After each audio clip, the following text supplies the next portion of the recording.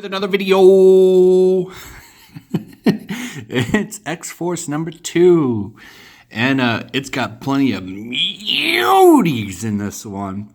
So I am still enjoying this, though. Let me tell you, the the political commentary in this book, not so subtle. However, I was still entertained. I know a lot of you don't like that. I don't like it that much either, but it doesn't seem we're going to get anything other than that in an X-Men franchise anymore. At least this one is full of action. Like, this is pretty much all this book is action, which I appreciate. I know in the last one, a lot of you said that you didn't like the art.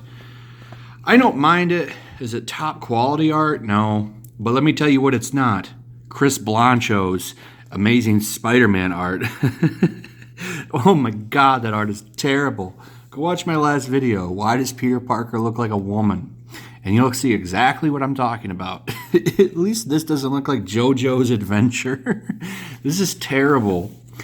Or no, that's terrible. This is mediocre. Not terrible, mediocre.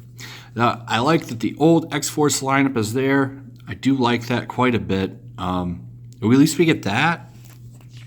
Even though we get Teenage Cable, who is not as bad as a lot of people were playing him off to be. I'm liking him. He's all right. He's a little bit more, hardcore than his original version. And at least he's not a punk.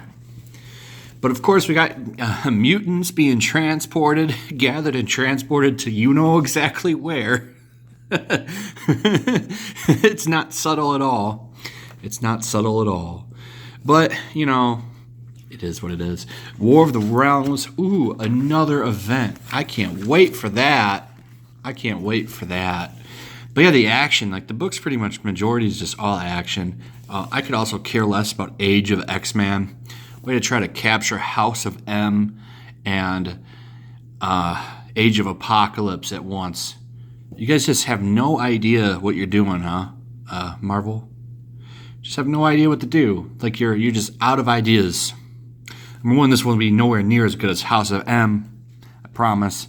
And won't even be, I don't even think it's worth the ingrown hair that came out of Age of Apocalypse. So you can just forget about that one right there. This is stupid. Age of X-Men. Get out of here. Just stop. Just stop. But anyway, this is all action. I love it. The action's pretty good too. It's all nonstop.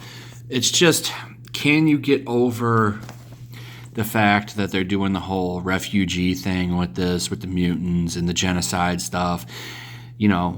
Is that going to be a killer for you to enjoy this? I guess it just depends on your patience level. Now, I think the action in this is good enough. And Ed Bryson is actually a pretty good writer. He's writing the amazing Dead Man Logan right now, which is, I just did a video of that over on my Patreon. I'm really loving that series. That series is awesome. And one thing he did good in that series, and he does good in this series, is that you can just pick it up and read it. Like, I was able to read this comic, and I didn't need to, know anything that's going on right now. The plot is pretty self-contained. They make 2 references that the X-Men are MIA and that Ahab, who's in this book, is stranded here, right? He's being used by the country and the guy who's kind of the dictator now to develop stuff for them and try to cure mutations. We even meet the general who's taken over. Like, it's a lot of similar stuff to, what's his name? That dude, the mutant hater that has a son that's a mutant. I forget. But it reminded me of that. And that's his son. He's mutated. And the guy's like trying to, save his son and turn him back into a human, which is impossible. And that's pretty much the story there. Now, if you know Ahab was an exterminated, and, you still really don't even need to know that. You just know that he's stuck here. He even says, I'm trying to get home. My ship is broken. And they say, see extermination, right? And it didn't detract me from the story. I think you could pick this up and just enjoy it, and I do appreciate those things. Dead Man Logan, the same thing. Now, I haven't been following Old Man Logan at all, and it hasn't stopped me from enjoying that book at all. So I think that Bryson is good for that. I think you can really get a lot of enjoyment out of his books. I wish he was writing Uncanny X-Men, not Matthew Rosenberg, who's so boring and bland. I just don't like him.